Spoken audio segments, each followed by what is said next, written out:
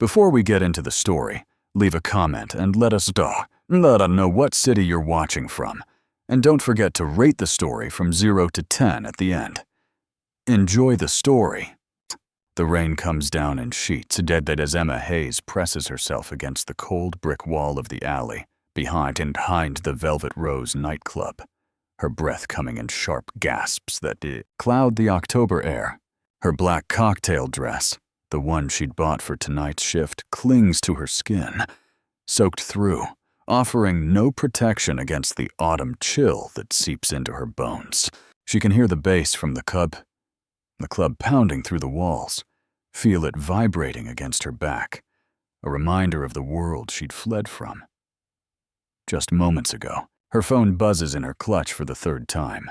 She doesn't need to look to know it's her manager, Cassandra, demanding to know where she disappeared to in the middle of her shift. But Emma can't go back inside. Not yet. Not after what she just witnessed. It had started like any other Friday night.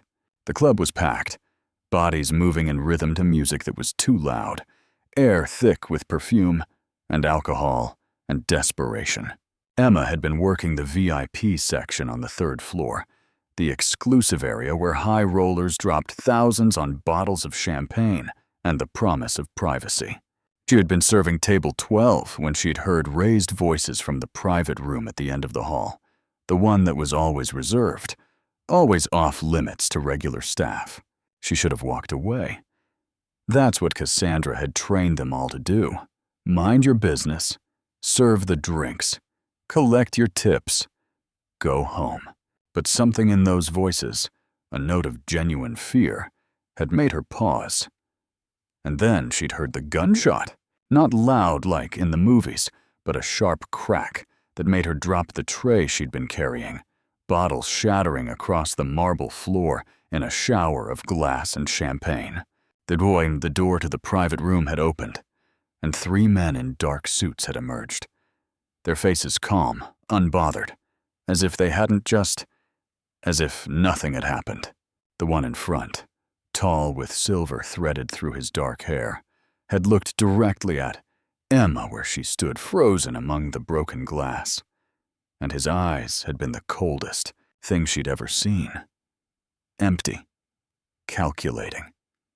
He'd smiled at her, a curve of lips that held no warmth, and said in a voice smooth as silk, "Careful, sweetheart. Wouldn't want you to cut yourself on all that glass." Then, sure, they'd walked past her, down the hallway, down the stairs, and disappeared into the crowd below, as if they were just regular customers leaving for the night. Emma had stood there for what felt like hours, but was probably only seconds before her survival instincts kicked in. She'd run, not toward the private room to check if anyone inside needed help, not to find Cassandra or call security, but toward the emergency exit, down 3 flights of stairs, and out into the alley, where she now shivers against the brick wall, trying to decide what to do. She should call the police. That's what any reasonable person would do. She'd witnessed, well, she didn't know exactly what she had witnessed, but it was nothing good. But even as her thumb hovers over the emergency call button, she hesitates. The Velvet Rose isn't just any nightclub. Everyone who works there knows it's owned by people with connections. The kind of connections that make problems disappear. And witnesses, too. Her phone buzzes again. This time it's not Cassandra. It's a number she doesn't recognize, local area code. Against her better judgment, she answers, bringing the phone to her ear with a trembling hand. "Emma Hayes!" It's not a question. The voice is male, deep, with an accent she can't quite place. Something that sounds almost British, but isn't quite. "You saw something tonight that you shouldn't have." Her heart stops. She looks around the alley, suddenly convinced she's being watched, that someone is in the shadows, that those cold-eyed men have circled back for her. I don't know what you're talking about." "Don't!" The single word cuts through her protest. "Don't insult my intelligence, and I won't insult yours. You were in the third-floor hallway at approximately 11:47 tonight. You dropped a tray of champagne outside the Rosewood suite. You saw 3 men leave, and then you ran. Emma's blood turns to ice. Whoever this is, they know everything. They've been watching the security feeds, or they have someone inside feeding them information, or, and this thought makes her stomach twist, they were there. Who are you? Someone who's going to keep you alive. There's no warmth in the statement, just cold pragmatism. If you're smart, you'll listen very carefully to what I'm about to tell you. In approximately 90 seconds, a black Mercedes is going to pull up at the end of the alley. You're going to come with me, and you're not going to ask questions until we're somewhere safe. Are you insane? I'm not getting into a car with a stranger. Yet, but even as she says it, she hears the sound of an engine, sees headlights cutting through the rain at the mouth of the alley. You have 2 choices, Emma. Get in the car with me, or stay here and wait for the people who clean up messes for the organization that owns your club. They're already on their way. I estimate you have about 5 minutes before they arrive. The Mercedes pulls up, sleek and dark and expensive. Its windows tinted so black she can't see inside. The rear door opens. Emma stands frozen, her mind racing through impossible options. Run deeper into the alley, but it dead ends at a chain-link fence she'd never scale in heels. Run back into the club, but into the arms of whoever is coming to make sure she stays quiet. Or get into this car with a stranger who somehow knows her full name, knows exactly where she was and when, knows things no one should know. Time's running out, Emma. The voice on the phone is patient but firm. I'm not the villain in this story, but if you don't move in the next 10 seconds, you won't live long enough to figure out who is. She moves. She doesn't think, doesn't let herself second guess, just pushes off the wall and runs toward the car, her heels splashing through puddles, rain plastering her hair to her face. She dives into the back seat, and the door closes behind her with a solid, expensive thunk that sounds like a vault ceiling. The interior is warm, leather seat soft beneath her, and sitting across from her in the spacious back seat is a man who makes her breath catch for entirely different reasons than Fosita and fear. He's younger than she expected from the voice, maybe early 30s, with dark hair styled in that perfectly casual way that takes money and skill to achieve. He wears a charcoal suit that probably costs more than her rent, and his eyes, as they study her with unconcealed interest, are a striking gray that reminds her of storm clouds. Emma Hayes, he says, pocketing his phone. I'm Marcus Donovan, and you just became the most important person in New York City, though I doubt you realize why yet. The car pulls away from the alley smoothly, and through the rear window, Emma sees 2 black SUVs pull up to the Velvet Rose's entrance, men in dark clothing emerging with purpose. Her hands start shaking in earnest. What did I see? She whispers, turning back to Marcus Donovan, who sits relaxed and composed, as if this is all perfectly normal. Who were those men? He reaches into a compartment beside him and withdraws a blanket, soft cashmere in deep charcoal, and hands it to her. You're soaked and freezing. We'll talk, but first, let's get you somewhere safe and dry. Emma wraps the blanket around her shoulders, the warmth immediately seeping into her cold skin. The car smells like leather and expensive cologne, and the man across from her radiates the kind of the power that Mafia does not from muscle or aggression, but from absolute certainty, his control over any situation. Where are you taking me? She asks, proud that her voice barely shakes. My apartment. Before you panic, it's a secure building with doormen and security, and you'll have your own room with a lock. I'm not kidnapping you, Emma. I'm protecting you. From who? His gray eyes hold hers steadily. From Alessandro Moretti and the organization he represents. From the people who own the Velvet Rose and half the legitimate businesses in the city.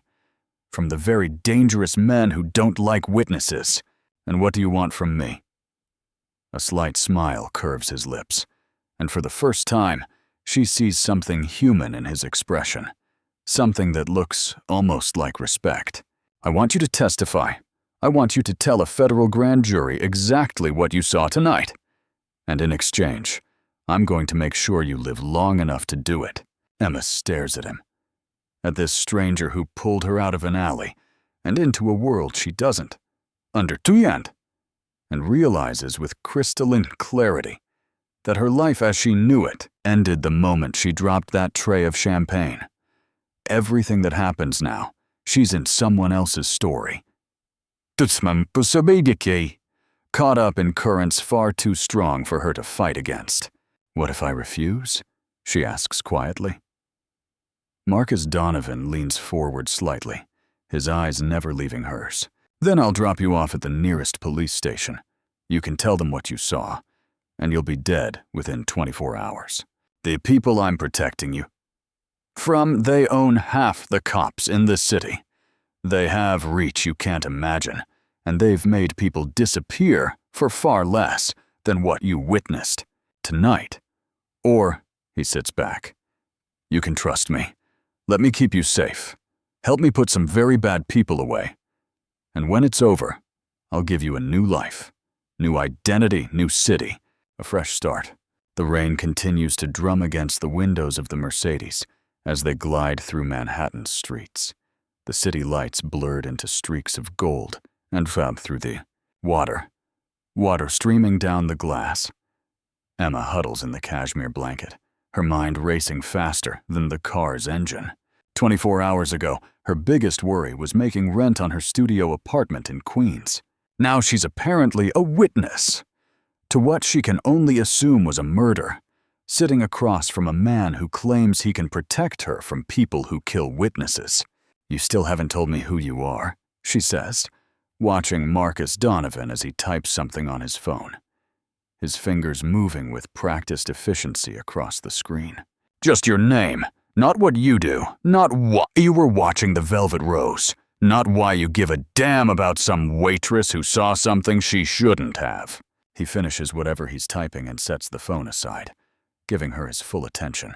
In the dim light of the car's interior, his features are all sharp angles and shadows, aristocratic nose, strong jaw, eyes that miss nothing. I'm a federal prosecutor, Special Task Force investigating organized crime in New York. We've been building a case against the Moretti family for 3 years, and until tonight, we've had circumstantial evidence, financial records, witness testimony from low-level dances, operators who saw nothing significant. What you saw, Emma, that was Alessandro Moretti himself, the head of the organization. If you can identify him, place him at the scene of a murder. That's the break we've been waiting for. Emma's throat goes dry. I didn't see a murder. I heard a gunshot, and then men left a room. That's all. And what do you think happened in that room? She doesn't answer because they both know. The sound she heard, the coldness in those men's eyes, the way they walked out so calm, so unbothered. Someone died in that private room tonight. Did anyone else see you? Marcus asks. Besides the 3 men who left? Emma thinks back, her memory of those moments crystalline despite her panic. The hallway was empty. The private rooms, they're set back from the main VIP area. There are cameras, though, everywhere in the club. The security footage from that floor was wiped at 11:52 tonight. Very professional. Very thorough. 5 minutes after you saw what you saw, there's no digital record it ever happened. Then how do you know what I saw? His smile is thin. Because we have our own surveillance on the club. Cameras the owners don't know about. We've been watching for months, waiting for something, anything we could use. We saw you drop that tray. We saw you run. And we saw Moretti's cleanup crew arrive 6 minutes later. The car turns down a tree-lined street in the Upper West Side. The buildings here elegant pre-war structures with doormen. Antichianings. They pull up in front of one such building, and the driver, who Emma realizes she hasn't even looked at until now, gets out to open her door. Come on, Marcus says, climbing out on his side. Let's get you inside. Emma steps out onto the sidewalk, the rain still falling, but lighter now. A mist rather than a downpour. The doorman greets Marcus by name, his eyes flickering to Emma with professional discretion. They cross a marble lobby that smells like money and old wood polish, take an elevator to the 12th floor, and emerge into a hallway with only 2 doors. Marcus unlocks the one on the right and gestures for her to enter. Emma steps inside and stops, taking in the space. It's not what she expected. Somehow, she'd pictured something stark and masculine, but this apartment is warm, with exposed brick walls, floor-to-ceiling windows overlooking the city, comfortable furniture that looks lived inside rather than showroom perfect. Bookshelves line one wall, crammed with volumes that range from legal texts to fiction. And there's art on the walls, real art, not prints. Pieces that draw the eye with bold colors and emotional depth. "Guest room is through there," Marcus says, shrugging out of his suit jacket and draping it over a chair. "Bathroom attached? I'll find you something dry to wear." He disappears down a hallway, leaving Emma standing in the middle of his living room, dripping on what is probably a very expensive rug. She wraps the blanket tighter around herself and moves to the windows, looking out at the city spread below. Millions of lights, millions of lives, and somewhere out there, men who want her dead. Marcus returns with a stack of clothes, sweatpants, a t-shirt, a hoodie, all clearly his, and all far too large for her. "Best I can do tonight. Tomorrow we'll get you proper clothes, toiletries, whatever you need." Emma takes the clothes, her fingers brushing his for just a moment, and she's startled by the warmth of his skin. He'd seemed so controlled, so cool, that she'd half expected him to be as cold to the touch as his demeanor suggested. "Thank you," she says quietly. "For the clothes, for pulling me out of that alley. For all this is..." Something softens in his expression. "Don't thank me yet. You don't know what you're signing up for." "Then tell me." He gestures to the sofa. "Get changed first, then we'll talk." Emma nods and retreats to the guest room, which is as carefully appointed as the rest of the apartment, with a queen bed covered in soft linens, a dresser, a reading chair the window. The attached bathroom has heated floors, she discovers, and a shower with water pressure that feels like heaven against her cold skin. She stays under the hot spray longer than she should, washing away the rain and the fear and the smell of the club, until her skin is pink, and her muscles finally begin to unclench. She changes into Marcus's clothes, rolling up the sweatpants multiple times so she doesn't trip, drowning in the hoodie that smells faintly of cedar, and something else, something distinctly masculine, and that makes her feel simultaneously safe and uneasy when she emerges barefoot and clean, her hair wrapped in a towel. She finds Marcus in the kitchen, pouring 2 cups of what smells like tea. "You look about 12 years old in those clothes," he observes, handing her a cup. "How old are you actually?" 26. You?" 32. Old enough to know better than to get personally involved in a case. He says it almost to himself, then shakes his head. "Come on, we need to talk about what happens next." They settle on the sofa, Emma curling into one corner with her tea cupped between her palms, Marcus sitting at the other end, close enough to talk, but far enough to maintain propriety. The rain has stopped, and through the windows, the city glitters like scattered diamonds. "Here's how this works," Marcus begins, his voice shifting into something more professional. The prosecutor, rather than the man who'd wrapped her in a blanket. "You'll stay here tonight. Tomorrow, I'll bring in my team. You'll give a formal statement. Describe exactly what you saw, who you saw, what you heard. We'll show you photos, see if you can positively identify Alessandro Moretti. If you can, and I believe you can, we'll move forward with seeking an indictment. And then what? I testify. And these people just accept that and move on? No, they'll come after you. Which is why you'll be in witness protection from the moment you give that statement until the trial is over. New apartment, security detail, restricted movements. It won't be comfortable, Emma, and it won't be freedom, but it will be safe. Emma sips her tea, the warmth sliding down her throat, giving her something to focus on, besides the enormity of what he's describing. How long? The indictment process, a few weeks. The trial, if they don't take a plea deal, could be 6 months to a year, maybe more. A year. I'm supposed to put my entire life on hold for a year. His gray eyes are steady on hers. What life, Emma? The job you'll never be able to go back to? The apartment that Moretti's people probably already know about? The friends you can't see because it might put them in danger? I'm sorry, but the life you had ended tonight. The only question now was whether you help us make that mean something, or whether you try to go back and pretend it didn't happen. And if I pretend, you'll be dead within a week. He says it without emotion, just cold fact.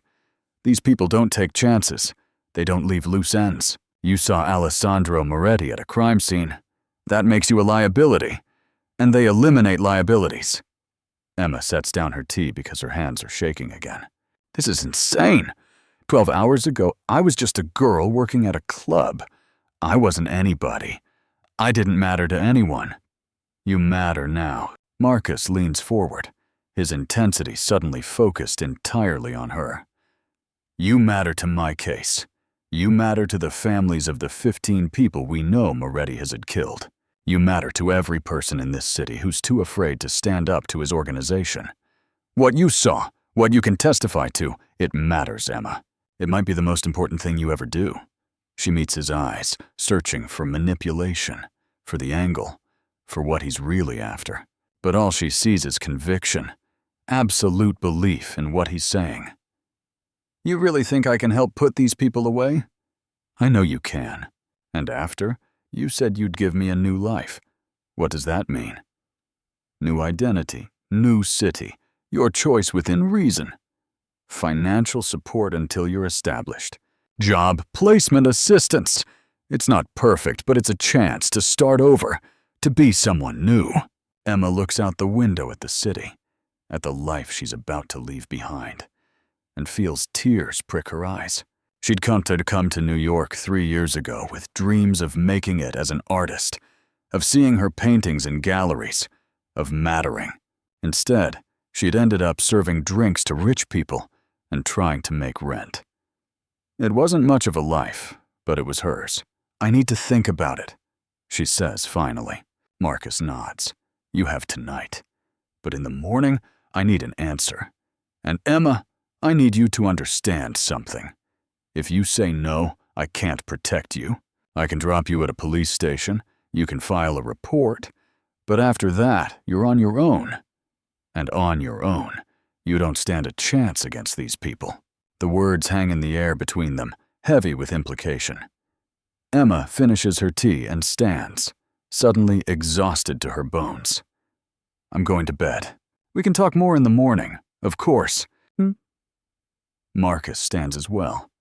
And for a moment they're close enough that she can see the flecks of silver in his gray eyes, can smell his cologne, can feel the heat radiating from his body. Emma, I know this is terrifying. I know you didn't ask for any of this, but I promise you, I will do everything in my power to keep you safe. She wants to believe him, standing here in his warm apartment, wearing his clothes, drinking his tea. She wants desperately to believe that this strange gesture with storm cloud eyes and unabsorbing surviction can protect her from the darkness she stumbled into. But trust is earned, not given, and she's learned the hard way that promises are easy to make and easier to break. Good night, Marcus, she says softly, and retreats to the guest room, closing the door between them. She lies in the unfamiliar bed, in the unfamiliar apartment, listening to the sounds of the city outside and the quiet movements of Marcus in the rest of the apartment. Tomorrow she'll have to decide. Tonight, she just needs to survive until morning.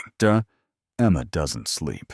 She lies in the darkness of the guest room, watching the city lights paint patterns on the ceiling, her mind cycling through everything that's happened in the past few hours, until it all blurs together into a surreal nightmare she can't wake from. The sound of that gunshot plays on repeat in her memory, sharp and final, followed by the cold eyes of the man Marcus identified as Alessandro Moretti, looking at her like she was already dead. Around 3 a.m., she hears movement from the other room. Footsteps, the sound of water running, the clink of glass. She wonders if Marcus is having as much trouble sleeping as she is, if federal prosecutors lie awake worrying about their witnesses, or if this is all just another case to him. Another chess piece to move across the board in his war against organized crime. By the time weak dawn light begins filtering through the curtains, Emma has made her decision. She gets up, splashes cold water on her face, and finds Marcus already awake, sitting at the kitchen island with a laptop open and a cup of coffee steaming beside him. He's wearing jeans and a simple black t-shirt, and somehow looks even more intimidating in casual clothes than he did in his prosecutor suit. "You're up early," he observes, his eyes tracking her movement as she crosses to the kitchen. "I didn't sleep." Emma helps herself to coffee from the pot he's clearly made, the rich aroma grounding her. "I couldn't stop thinking." And she takes a sip, lets the caffeine hit her system, then meets his gaze squarely. "I'll do it. I'll testify. I'll tell your grand jury what I saw. But I need something from you first." His expression doesn't change, but she sees interest spark in his eyes. "What do you need?" "The truth, not the prosecutor version, not the official story. I need you to tell me exactly what I'm getting into, what the risks are, what could go wrong. All of it. And then I need you to promise me something." He closes the laptop, giving her his full attention. "What promise?" "That if something happens to me, if these people find me despite all your protection, you'll make sure my little sister never knows how I died." She's 18 and just started college at Boston University. She thinks I'm working as a gallery assistant in New York, living the dream. I need her to keep thinking that, no matter what. Something shifts in Marcus's face, the professional mask cracking just enough for her to see the man underneath. "You have a sister, half-sister, different dads, but she's the only family I have left. And she's good, Marcus. Smart and kind, and nothing like me. If something happens, I don't want her coming to New York looking for revenge or answers. I want her to think I just, moved away. Got a job offer somewhere else. Anything but the truth." He's quiet for a long moment, his gray eyes searching hers. Then he nods slowly. "Okay, I promise. If something happens to you, which it won't, but if it does, we'll create a cover story for your sister. She'll never know what really happened." Emma releases a breath she didn't know she was holding. "Thank you. Now tell me everything." They spend the next hour at the kitchen island, and Marcus explaining in detail what the process will look like. She'll give her statement today to his team. They'll work with a sketch artist to create a detailed rendering of the men she saw, though Marcus is confident she can identify Moretti from photographs. The grand jury will convene within 2 weeks, and she'll testify in closed session. Just her and the jurors, and Marcus presenting the case. If the grand jury indicts, which Marcus is certain they will with the trial will be scheduled within 6 months. During that time, Emma will be in witness protection, living in a secure apartment with jet 24-hour security, limited contact with the outside world, no social media, no Wallace friends, minimal and monitored contact with her sister. "It's going to feel like prison," Marcus admits. "You'll have agents with you everywhere. You won't be able to go where you want, see who you want. It's isolating and claustrophobic, and most witnesses hate every minute of it. But it's the only way to keep you alive until you can testify." And after I testify? After the trial? Then we move you into permanent witness protection. New identity, new city, new life. You'll be able to contact your sister, but only through secure channels and only with your new identity. She can never know where you really are. Emma's hands tighten around her coffee cup. So I just disappear. Everyone who knows me thinks Emma Hayes just vanished. It's the cost of staying alive. She looks at him. At this teen who's offering her survival at the price of her entire existence, and wonders how many times he's had this conversation. How many lives is uprooted in pursuit of justice? Does it bother you? Asking people to give up everything? His jaw tightens, every time. But the alternative is letting men like Alessandro Moretti continue to operate with impunity, continue to kill and extort and destroy Liz. Your sacrifice, as unfair as it is, it means something, Emma. It can stop him, can, not will. Nothing's guaranteed in the legal system, but with your testimony, we have our best shot at taking down one of the danger in New York. A knock at the door interrupts them.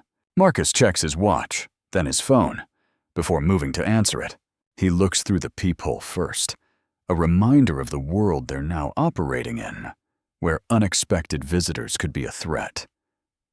Then opens the door to reveal two people, woman in her 40s with sharp eyes and an air of competence, and a younger man with the unmistakable bearing of law enforcement. Emma, this is Agent Sarah Chen and Agent Tom Rivera, FBI. They're going to be your primary protection detail. Sarah, Tom, meet Emma Hayes, our witness. Agent Chen steps forward, her handshake firm. Miss Hayes, we're going to be spending a lot of time together, so let's skip the formalities. Call me Sarah. And I'm Tom, the younger agent adds with a friendlier smile. We're here to keep you safe and to get your official statement. For the next 4 hours, Emma sits at Marcus's dining table and relives the previous night in excruciating detail.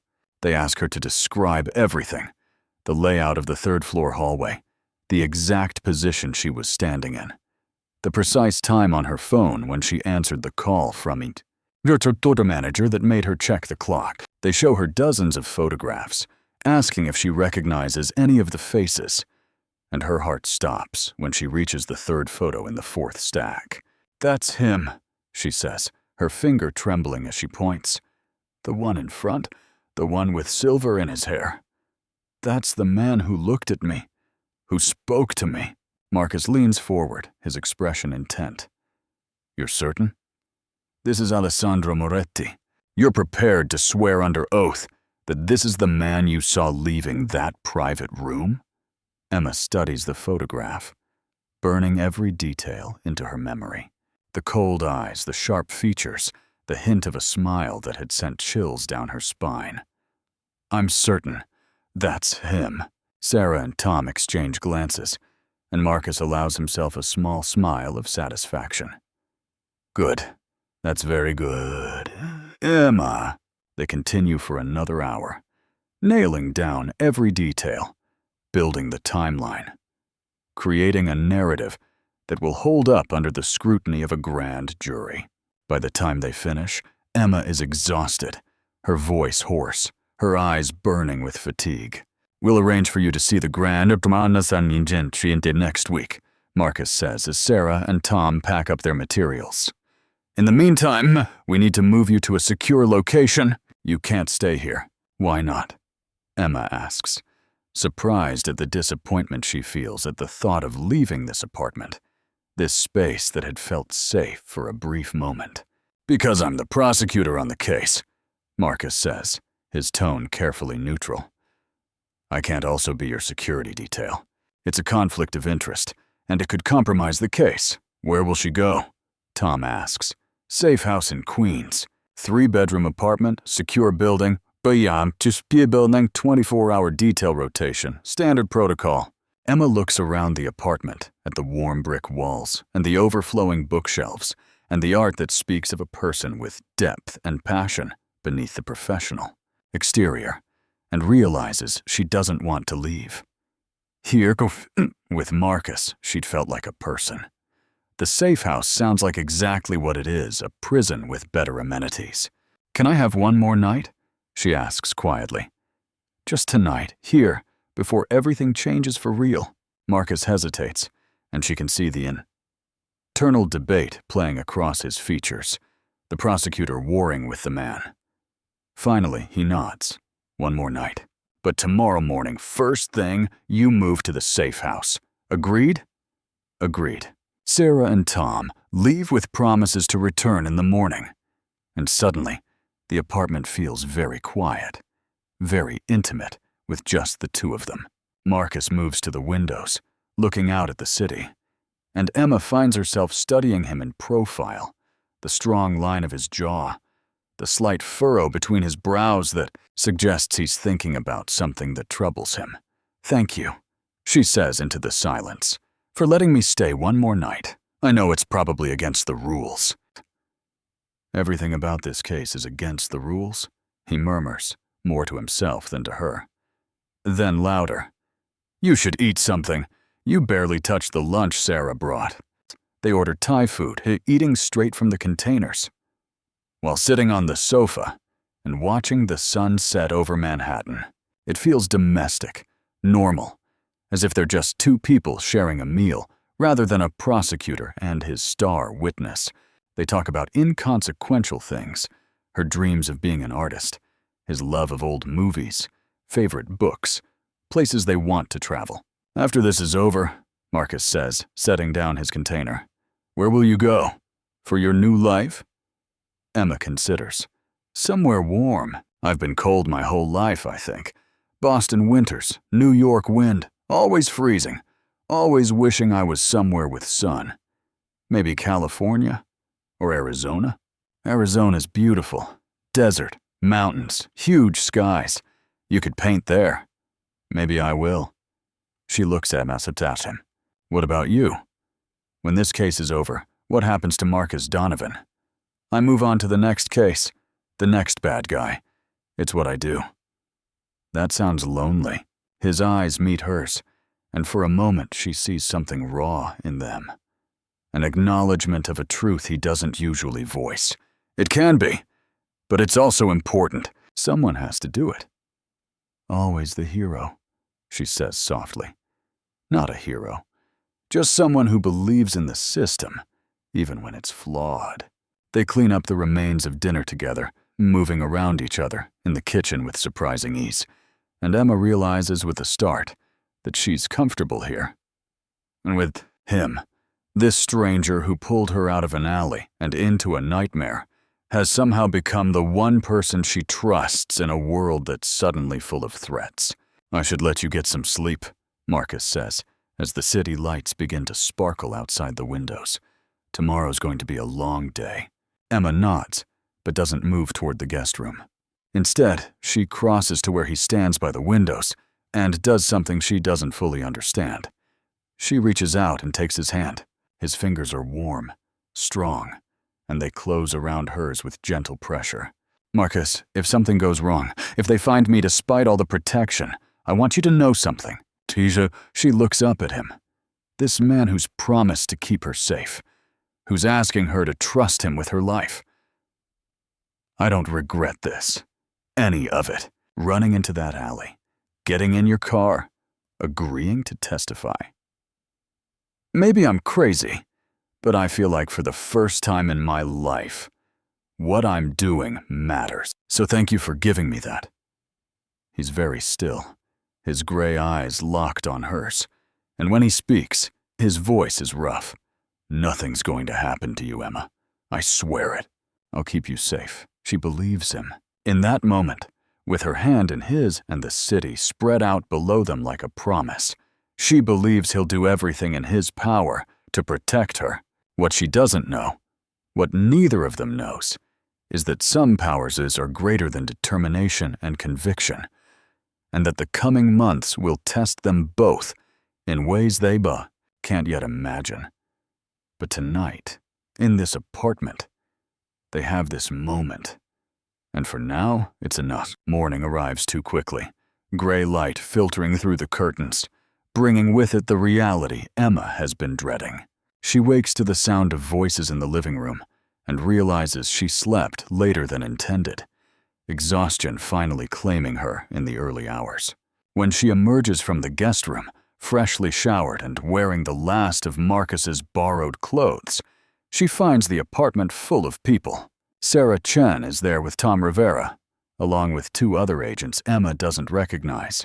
Marcus stands by the kitchen island, dressed in his prosecutor suit again, the professional mask firmly back in place. He looks up as she enters, and something flickers in his eyes before he schools his expression back to neutral. "Good morning," he says. "We're just going over the security protocols for the safe house." Emma nods, accepting the coffee Sarah hands her, and listens as they detail what her life will look like for the next several months. The apartment is on the 4th floor of a building in Queens, with agents stationed in the apartment itself, in the hallway, and in a surveillance van outside. She'll have a bedroom, access to a living room and kitchen, but she won't be able to leave except for absolute necessities. And even then, only with a full security escort. "What about my sister?" Emma asks. "Can I call her?" "Limited contact," Tom says. "Pre-approved calls, monitored. No discussion of your location or situation. As far as she knows, you're traveling for work." "For 6 months? She's going to think that's weird." "Then you'll have to be convincing," Sarah says, not unkindly. "I know it's hard, but it's necessary." They give her 30 minutes to gather what few belongings she has, the clothes she arrived in, now clean and dry, and her podkomatsa, or tweettimtos both, tsakite sorfang, which they immediately take and replace with a burner phone with only a hoovied contacts. Her entire life, reduced to a cocktail dress, and a phone that doesn't even have her real number anymore. Marcus walks her down to the waiting SUV, and Emma finds herself dragging her feet, reluctant to leave this space where she'd felt, for a brief moment, like herself. At the car, to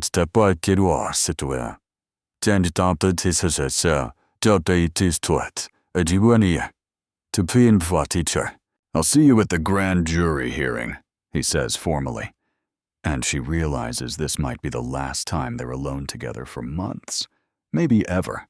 "Marcus," she starts, but doesn't know how to finish. "What is there to say? Thank you for saving me. I'll miss you. This stranger I've known for less than 48 hours? Be careful." As if he's not perfectly capable of taking care of Bedita himself. He seems to understand her struggle. "You're doing the right thing, Emma. Remember that when it gets hard, when you're in that apartment, and you feel like the walls are closing in, what you're doing matters." She nods, her throat tight. Then, impulsively, she rises on her toes and presses a quick kiss to his cheek. "Stay safe, prosecutor." She's in the car. "Sorry." Before she can see his reaction, Tom sliding in beside her. Sarah in the front passenger seat. Peter's here driving as they pull away.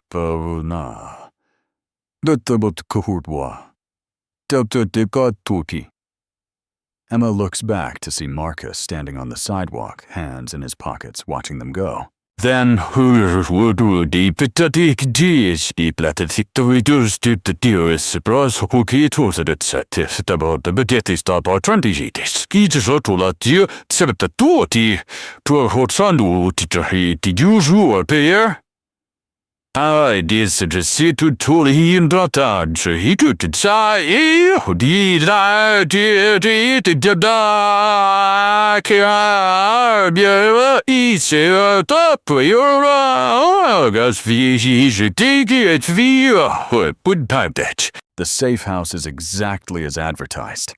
A thoroughly unremarkable apartment in a building that could be anywhere in Queens. The furniture is functional, but impersonal. Clearly bought in bulk from some government supply catalog. There's no art on the walls, no books on the shelves, nothing to make it feel like a home. It's a waiting room, a holding cell disguised as an apartment, and Emma's heart sinks as she crosses the threshold. It's not much, Sarah admits, reading her expression. But it's secure, and that's what matters. Emma sets down her small bag of belongings and moves to the window, only to have Tom immediately step in front of her. No standing at the windows. We keep the blinds mostly closed, and when you're in the living room, you stay away from direct sight lines. Right, because someone might be watching. Someone is always watching, he says seriously. That's the reality of this situation. Moretti's people are going to be looking for you, and we can't give them any opportunities to find you.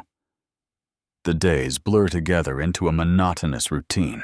Emma wakes, eats meals she can barely taste, watches television without really seeing it, and goes to bed.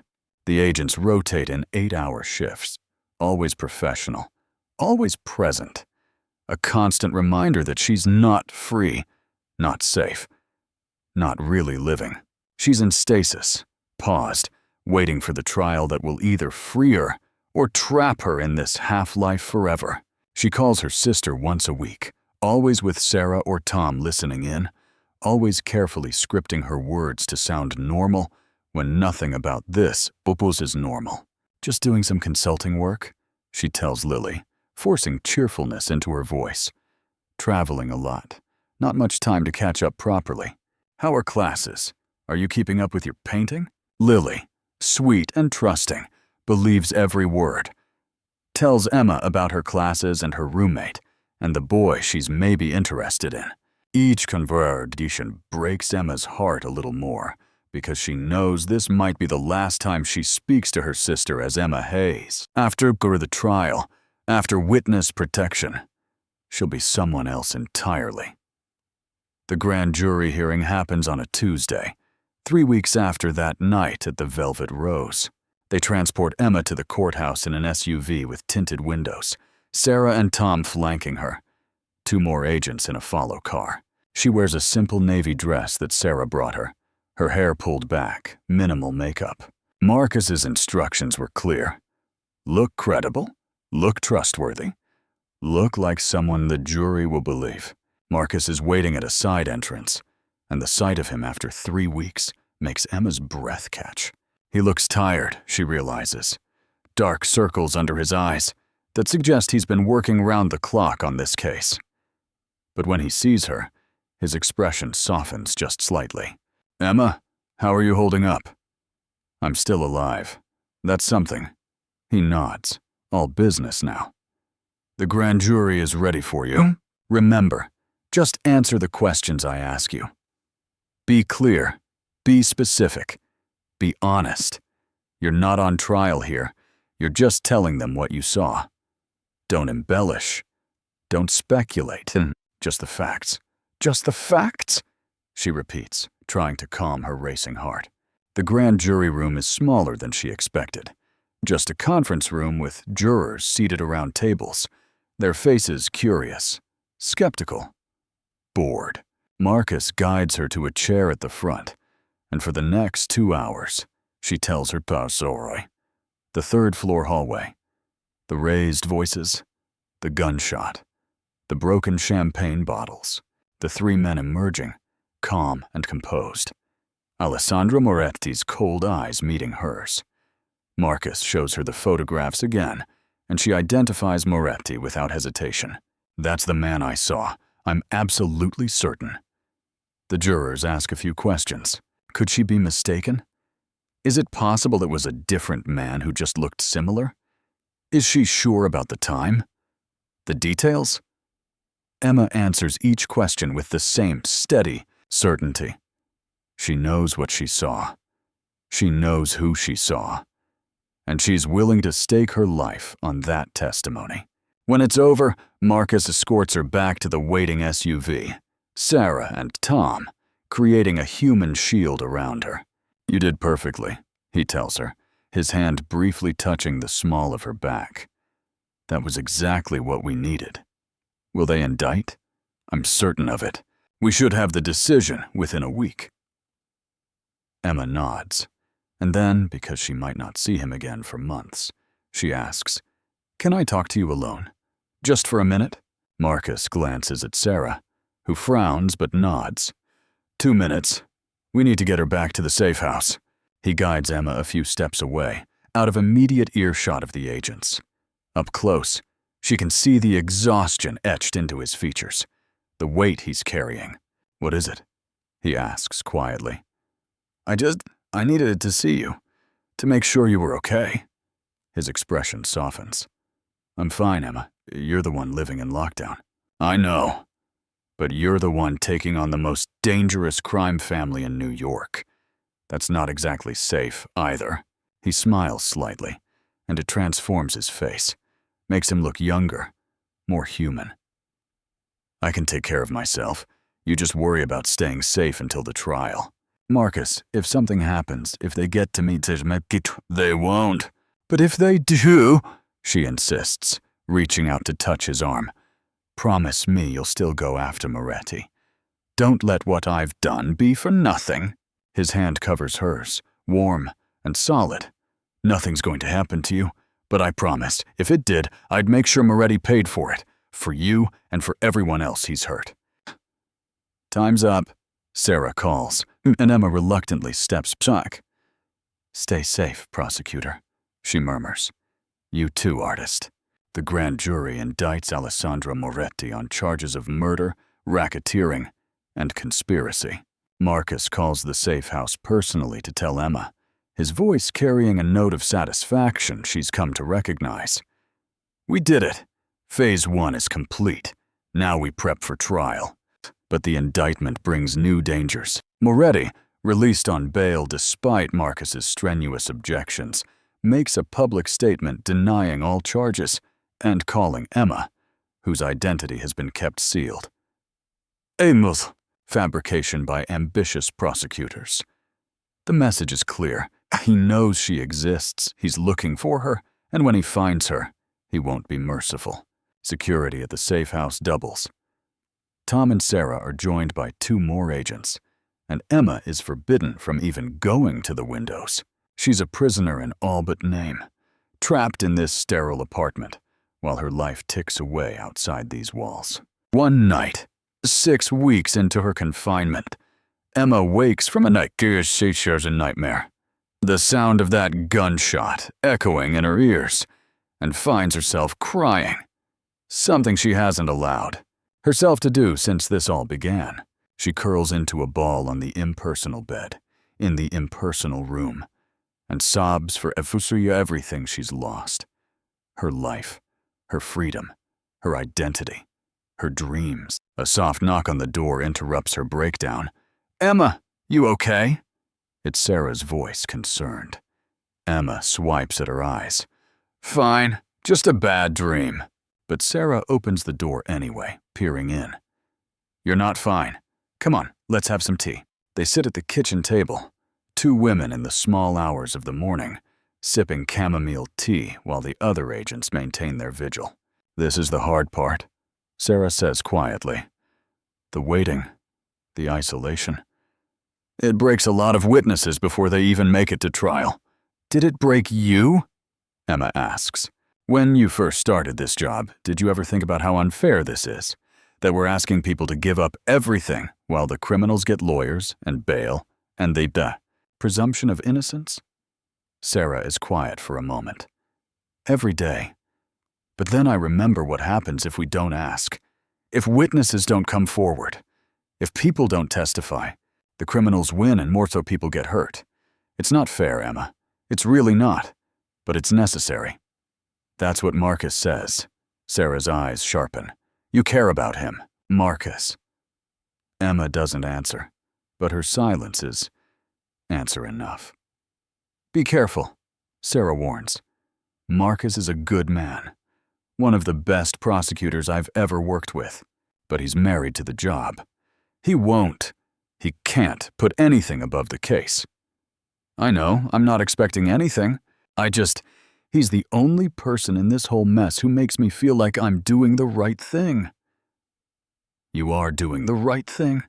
Emma hopes she's right. Because if this sacrifice, this slow erasure of Emma Hayes, doesn't result in Moretti going to prison, she's not sure she'll be able to live with what she's given up. The trial date is set for November, 6 months after that rainy night at the Velvet Rose. Emma marks the days on a calendar Sarah gives her, watching her life count down to the moment when she'll sit on a witness stand and testify against one of the most dangerous men in New York. Some nights, she lies awake wondering if she'll even make it that far, if Moretti's people will find her despite all the security, if one morning she'll wake to find that her protection wasn't enough. Other nights, she dreams of what comes after, the new life, the new identity, the warm sun of Arizona, and painting again. And through it all, she thinks of Marcus Donovan, the prosecutor with storm cloud eyes who saved her life and asked her to give it up at the same time. She wonders if he thinks of her too. Or if she's just another witness in just another case. She'll have her answer soon enough. October arrives, bringing with it cooler temperatures and the knowledge that Emma's testimony is only 4 weeks away. The safe house, already claustrophobic, seems to shrink further with each passing day. Emma has read every book Sarah brings her, watched every show available on the locked-down television, and is starting to understand why witnesses sometimes break, sometimes risk everything just to feel like human beings again. On a Tuesday afternoon, unusual activity disrupts the monotonous routine. Tom and Sarah have a hushed conversation by the door with 2 agents Emma doesn't recognize, their expressions grave. When Sarah finally approaches her, Emma's stomach clenches with dread. "What happened?" Emma asks, setting down the sketch pad Sarah had thoughtfully brought her last week. "There's been a development." Sarah sits across from Emma, her professional mask firmly in place.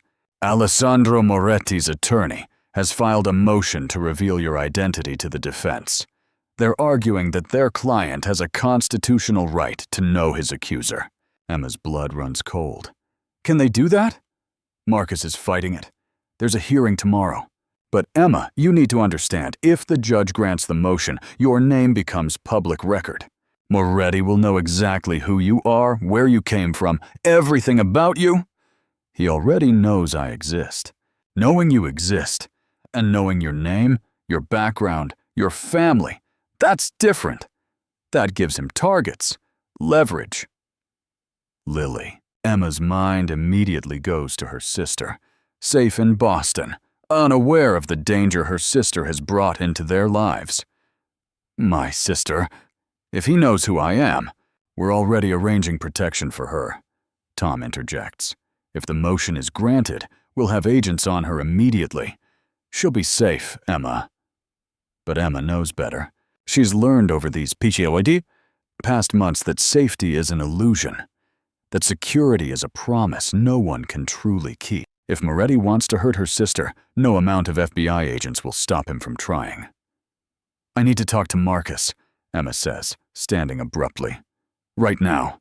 Sarah exchanges a glance with Tom. "Emma, that's not protocol." "I don't care about protocol.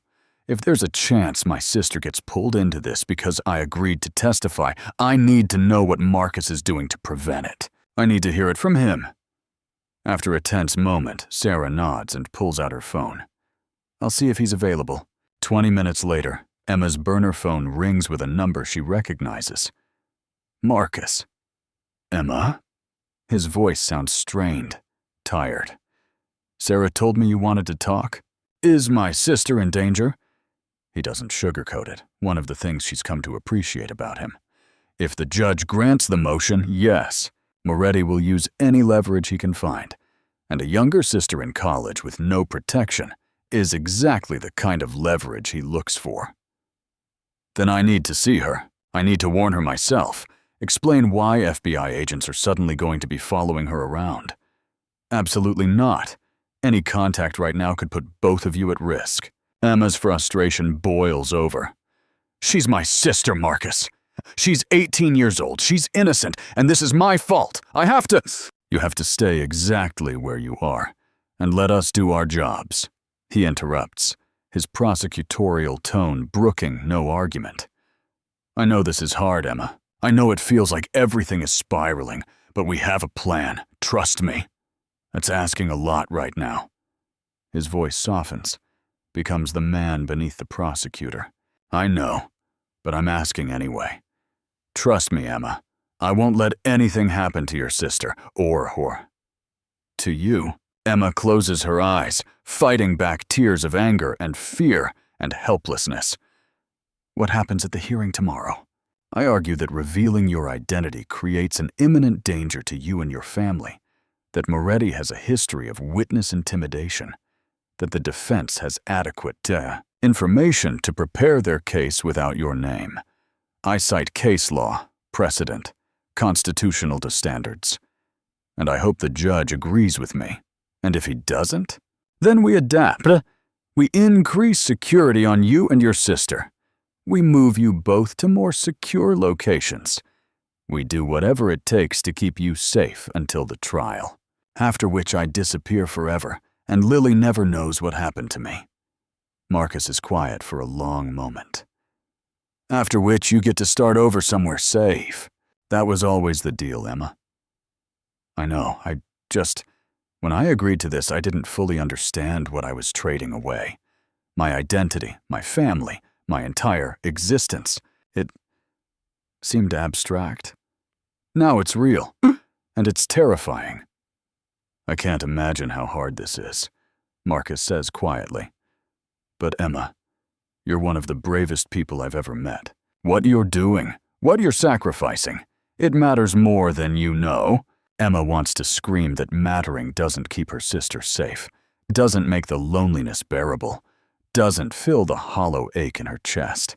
But she knows Marcus is doing everything he can, that he didn't create this situation. He's just trying to navigate it. Win the hearing tomorrow, she says instead. Keep my name sealed. Please, I'll do everything I can, I promise. After they hang up, Emma sits in the sterile living room of the safe house and stares at nothing, her mind racing through worst-case scenarios. Tom and Sarah give her space, understanding that sometimes there's nothing they can say that helps. That night, Emma barely sleeps, anxiety gnawing at her. Every creak of the building, every distant siren, every footstep in the hallway outside the apartment makes her heart race. She imagines Moretti's people finding the safe house, breaking through the security, coming for her. She imagines them finding Lily at her dorm. Sweet, innocent Lily, who'd never hurt anyone. Morning comes gray and cold, matching Emma's mood. She sits at the kitchen table, unable to eat the breakfast Sarah prepares, waiting for news from the hearing. The hours crawl by. Sarah and Tom try to distract her with a movie.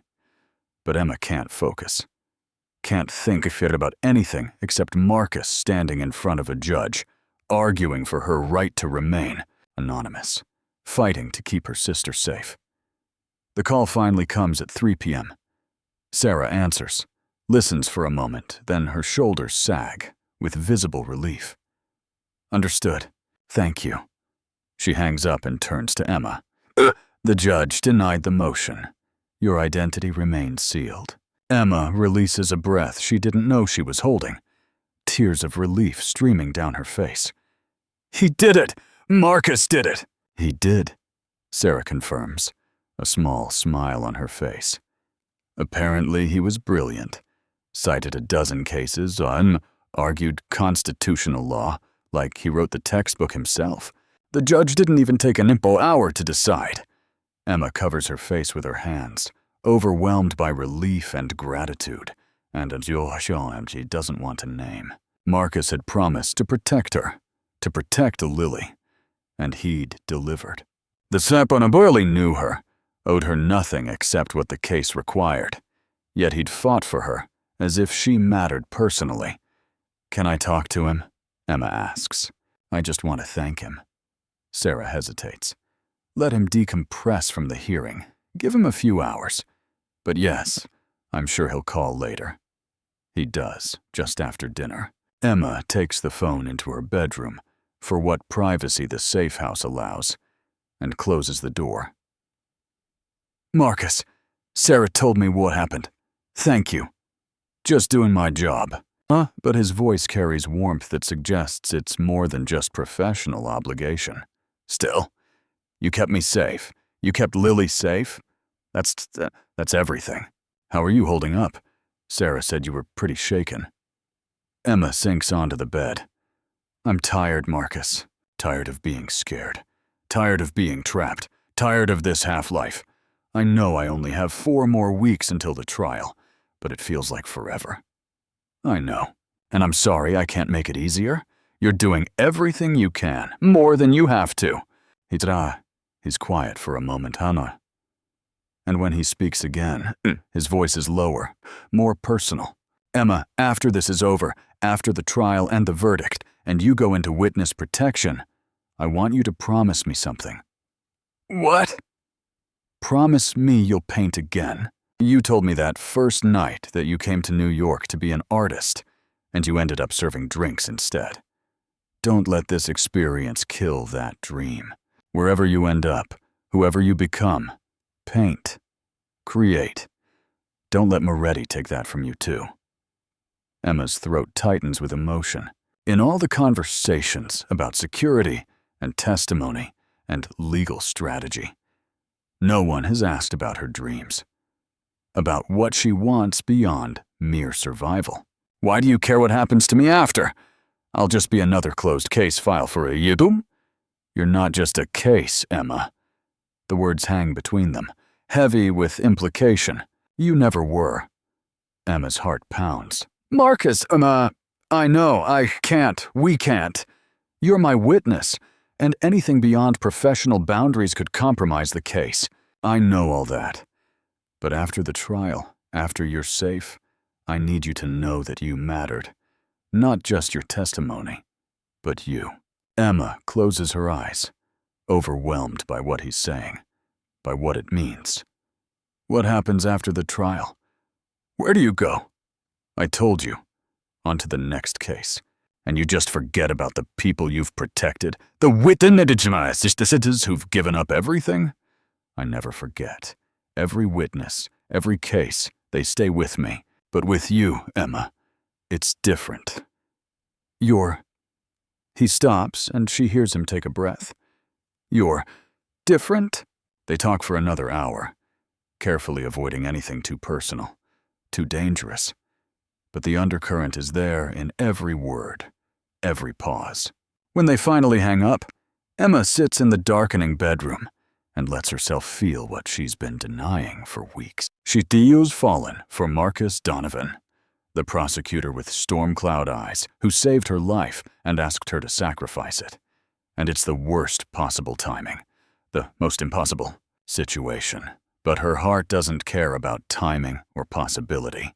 It only knows that in a world that's become threatening and uncertain, Marcus feels like the one solid thing she can hold on to. The next 3 weeks pass in a blur of trial preparation. Marcus comes to the safe house twice to go over her testimony. Sarah and Tom, always present as chaperones. They drill her on the questions the defense will ask, the ways they'll try to discredit her. Marcus is relentless, pushing her, making her repeat details until they're burned into her memory. "They'll try to rattle you," he warns. "They'll suggest you're mistaken, that the lighting was bad, that you couldn't possibly be certain. You have to remain calm and confident. Can you do that?" Emma meets his eyes across the kitchen table of the safe house. "I can do that." "Good." He glances at his watch. "I should go.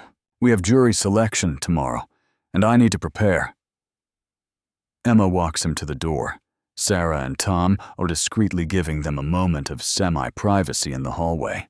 "Marcus, whatever happens in that courtroom, I want you to know that all of this, being here, testifying, it's the most important thing I've ever done.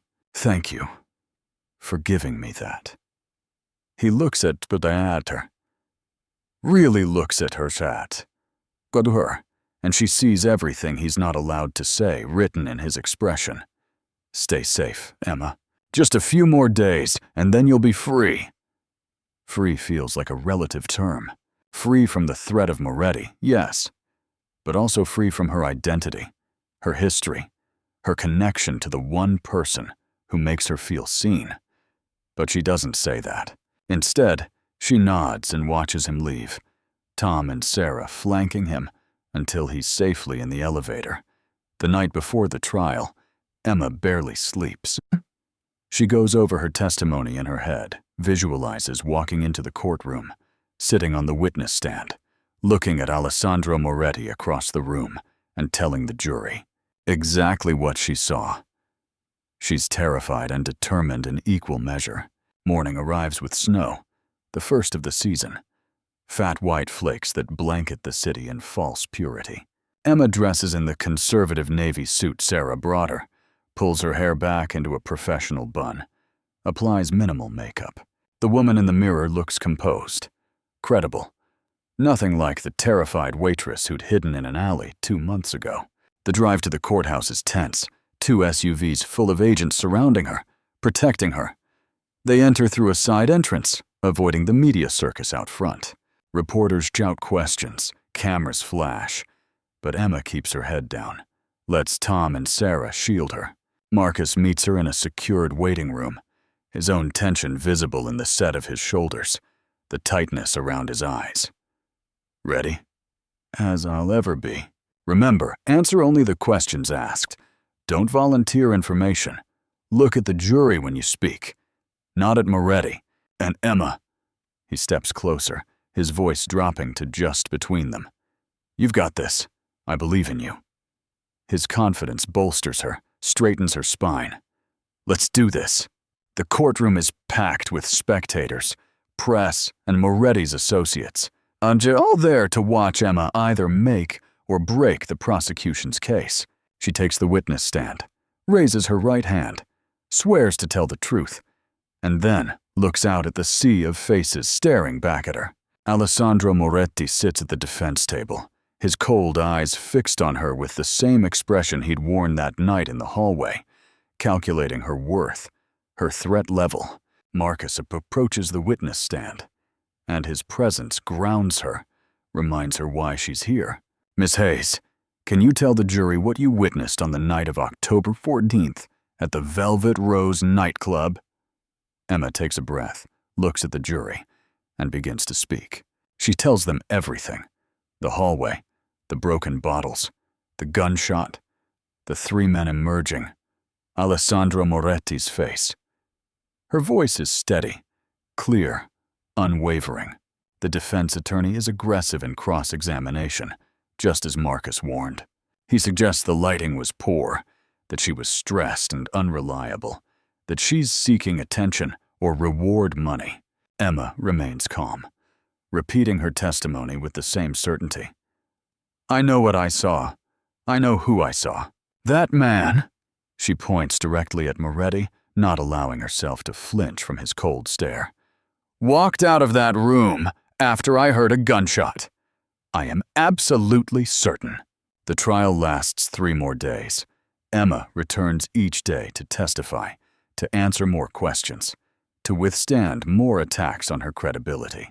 And each day, when she's finally allowed to leave the courtroom, Marcus is there, giving her small nods of encouragement, silent acknowledgments that she's doing exactly what needs to be done.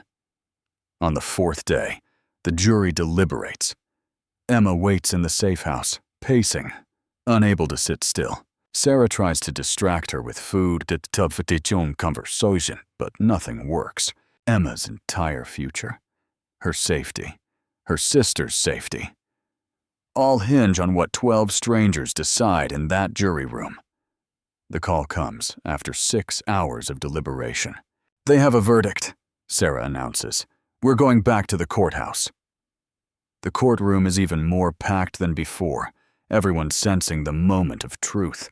Emma sits behind the prosecution table, close enough to see Marcus's profile, the tension in his jaw.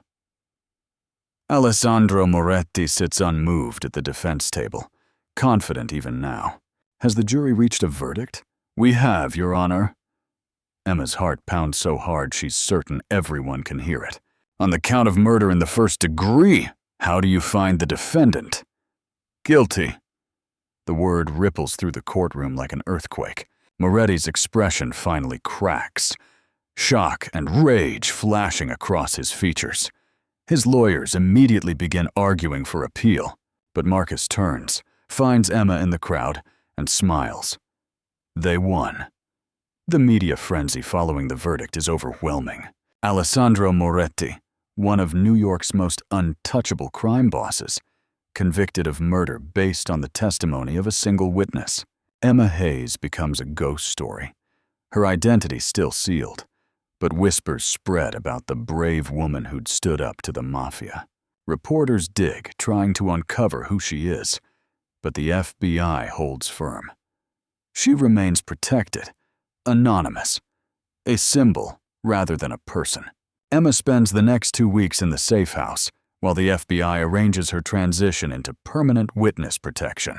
It's surreal, filling out forms for a new social security number, choosing a new name, deciding which version of her history to fabricate for her new identity.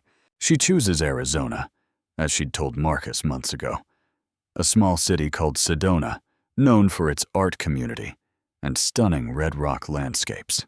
She'll be Maya Carson, an artist from Portland who's relocating for inspiration. Her birthday shifts by 6 months. Her educational history is rewritten, her entire existence condensed and reformed into someone new. What about Lily? Emma asks Sarah as they go through the final paperwork. How do I explain to her that Emma Hayes just vanished? Sarah's expression is sympathetic. We've prepared a cover story. You accepted a job opportunity overseas, teaching English in Japan. It's a 2-year contract, with limited internet access. You'll be able to email her occasionally, but always through secured channels with your new identity. To her, Emma is just pursuing another dream. Not dead, not disappeared, just living life abroad. It's a lie Emma will have to maintain forever. But it's better than her sister thinking she's dead. Can I write her a letter? Before I become Maya? Something she can have from Emma. Sarah considers, then nods. 1 letter. We'll review it for security, but yes, you can say goodbye.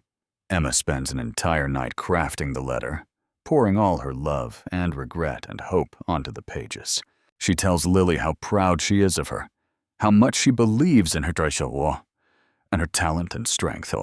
She apologizes for not being there for the next years, but makes Lily promise to keep painting, to chase her dreams, to remember that Emma loves her more than anything. She doesn't explain the truth. She can't, but she tries to convey that this distance is necessary, that it's keeping them both safe. 2 days before Emma is scheduled to leave for Arizona, Marcus calls. Can I see you? He asks, his voice carrying an urgency she hasn't heard before. Before you go? Marcus, I don't think that's a good idea. Please, Emma, just an hour. There are things I need to say. Against her better judgment and with Sarah's reluctant approval, Emma agrees. They arrange to meet at a coffee shop in neutral territory, far from the courthouse and Moretti's remaining associates. Emma arrives early, her nerves jangling, and sits in a back corner booth nursing a cup of coffee she can't drink. Marcus arrives exactly on time, dressed casually in jeans and a sweater, but more approachable than she's ever seen him. He zides into the booth across from her, and for a long moment they just look at each other. Hi, Emma finally says, because someone has to break the silence. Hi, when he smiles, and it reaches his eyes in a way his professional smiles never do. You did it. Moretti is going away for life, and it's because of you.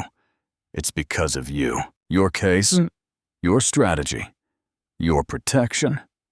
He shakes his head. My job is to build cases. Your job was to be brave enough to testify despite the risks.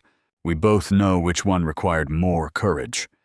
Emma wraps her hands around her coffee cup. Why did you want to see me, Marcus? In 2 days, I'm on a plane to Arizona, and Emma Hayes stops existing. There's no point in this, in us saying goodbye. That's exactly the point. He leans forward, his intensity focused entirely on her. Emma, for the past 4 months, I've had to maintain professional boundaries, had to treat you as a witness and nothing more. But the trial is over. You're about to disappear into a new life, and I'll never see you again. And I can't let that happen without telling you the truth. Her heart starts to pound. What truth? That somewhere between pulling you into that car and watching you testify in court, I fell for you. Completely, irrevocably, inappropriately fell for you. Ma. He reaches across the table, covering her hand with his. I know the timing is terrible. I know you're about to start over and the last thing you need is complications. But I needed you to know that you weren't just a case to me. You were never just a case. Cool? Emma stares at him, at his storm cloud eyes full of emotion he's clearly been holding back for months. Marcus, I don't know what to say. You don't have to say anything. I'm not asking for anything from you, Emma. How could I? You're about to become someone else. Start a new life. I just needed you to know that Emma Hayes mattered to someone. That you were seen, you were valued, you were... He stops, his voice rough with emotion. Loved? Emma whispers, her own eyes filling with tears. He nods slowly. Yeah, loved. Emma turns her hand over, threading her fingers through his. I fell for you too, that first night in your apartment, and every day after. The way you believed in me, protected me, made me feel like I could be brave. Marcus, you became the only solid thing in my entire world. Then why does this feel like an ending? Because it is. Tomorrow I sign papers that legally make me someone else. In 2 days I board a plane to Arizona and never come back. Emma Hayes has to die, Marcus. We both know that. And Maya Carson, whoever she becomes, she can't carry Emma's baggage or Emma's relationships into her new life. What if she could? Marcus's grip on her hand tightens. What if I came with all you? Emma's breath catches. What? The Moretti case is closed. I have vacation time accumulated, months of it. I could take a leave of absence, come to Arizona, see if this, he gestures between them, is real or just trauma bonding and proximity. You can't just abandon your career for a witness you've known for 4 months. Why not? I've spent 8 years chasing criminals and prosecuting cases. I've given everything to the job, Emma, my time and my relationships, my life. What if I chose something for myself for once? Chose you? Emma wants to say yes. With every fiber of her being. Wants to imagine a life in Sedona with Marcus, painting in the Red Rock Canyons, building something real together. But reality intrudes, cold and unforgiving. And what happens when you resent me for making you give up everything you worked for? When you miss New York and your career and the work that matters to you? When you realize you traded your entire life for a woman you barely know? I wouldn't. You would. Maybe not immediately, but eventually. And I can't be the reason you lose yourself, Marcus. You saved my life. I won't repay that by ruining yours. They sit in silence, holding hands across the coffee shop table, both understanding that she's right, even though it breaks them both. Finally, Marcus speaks, his voice thick. Then tell me what you want. Because I can't just let you disappear without knowing there's some possibility, some future where we might... A year, Emma interrupts. Give me a year to become Maya Carson. To build a life, to figure out who I am without the fear. And if, after a year, you still want to find me, if you still think this is real, then I'll be in Sedona. I'll paint red rocks and desert sunsets. And I'll wait for a prosecutor with gray eyes to come find me. A year is a long time. It's the time I need to know that what I feel for you isn't just gratitude or trauma, or the only lifeline I had in a terrifying situation. It's the time you need to be certain you're not just caught up in playing hero. She squeezes his hand. If in a year you've moved on, met someone, gotten absorbed back into your cases, then that's okay. But if you haven't, if you still think about me, if you still want this, then come find me. Marcus brings her hand to his lips, pressing a kiss to her knuckles. I'll be there in a year, not a day longer. What if I've changed? What if Maya Carson is completely different from Emma Hayes? Then I'll fall in love with her too. They sit until their coffee goes cold, memorizing each other's faces, storing up this moment to sustain them through the year ahead. When they finally part, Emma walking one direction with her FBI escort, Marcus walking the other, she doesn't look back. She can't. If she does, she'll run to him, throw away all her careful reasoning, and beg him to come with her now. 2 days later, Emma Hayes boards a plane to Phoenix under the name Maya Carson. She watches New York disappear beneath the clouds and tries to imagine the person she's about to become. In her purse, carefully hidden, is a small photograph Sarah allowed her to keep. Marcus and her at the courthouse after the verdict, his hand on her shoulder, both of them, smiling with relief and something deeper. It's the only piece of Emma's life she's bringing into Maya's. Sedona is everything she dreamed and nothing she expected. The red rocks are stunning, towering formations that glow like fire at sunset. The art community is welcoming, but respectfully distant. Perfect for someone who needs space to reinvent herself. Maya Carson rents a small studio apartment with a view of Cathedral Rock, sets up an easel by the window, and starts to paint. The first months are hard. Emma has to remember to respond to Maya, has to learn her own fake history so thoroughly that it becomes truth. She can't talk about New York or Boston or anything real from her past. She's lonely, isolated by necessity, and there are nights when she sits by the window and cries for everything she's lost. But slowly, something shifts. Maya starts to feel less like a costume and more like a possibility. Emma had been running her whole life, from her past, from her ex, from her failures. Maya can be different. Maya can be brave. Maya can plant roots. She joins a local art collective, participates in a gallery show, sells her first painting of a Sedona sunset to a tourist from California. She makes friends cautiously, people who know nothing of me. Witness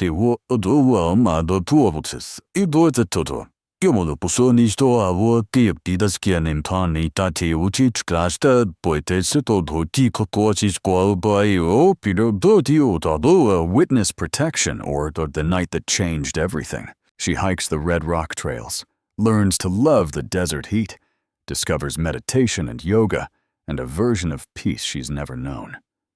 And she paints. She paints constantly, obsessively, pouring all of her fear and grief and hope onto canvas. Her work becomes known locally for its emotional intensity. Landscapes that somehow convey loneliness and beauty simultaneously. A gallery owner from Phoenix offers her a solo show. Maya Carson is becoming someone, not just a disguise, but a real person with a real life. Through it all, she thinks of Marcus. She wonders if he thinks of her. If the year is passing as slowly for him as it is for her. She imagines him in courtrooms, building new cases, protecting new witnesses. Sometimes she lets herself fantasize that he'll show up early, that she'll open her apartment door one day to find him standing there, unable to wait the full year. But the months pass, and he doesn't come. And Emma tells herself it's what she asked for, what they both need. She emails Lily regularly through the secured channels, keeping up the fiction of teaching in rural Japan. Lily is thriving at school, her painting developing beautifully, and she's fallen in love with a kind boy who makes her laugh. Emma is proud and heartbroken in equal measure, watching her sister's life continue without her. The 1-year mark approaches. Emma, Maya, marks it on her calendar, circles the date in red.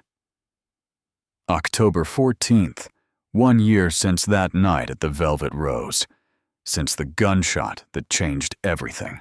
She doesn't know if Marcus will come. A year is long enough for feelings to fade, for life to move on. Maybe he's met someone new. Maybe the demands of his career have consumed him again. Maybe he's realized that what he felt was just the intensity of the case. On October 13th, Emma barely sleeps. She cleans her apartment obsessively, changes her outfit 3 times, paints but can't focus. If he comes, she wants to be ready.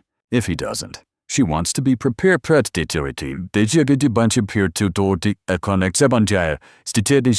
And move on. She's built a life here as Maya Carson. She can continue building it with or without Marcus Donovan. She's strong enough now. October 14th dawns clear and perfect. The kind of Arizona morning that makes the red rocks glow like they're lit from within. Emma makes coffee, tries to eat breakfast. Fails. She takes a shower, dresses in a simple blue sundress, leaves her hair loose the way Marcus once said he liked. Then she sits by the window and waits.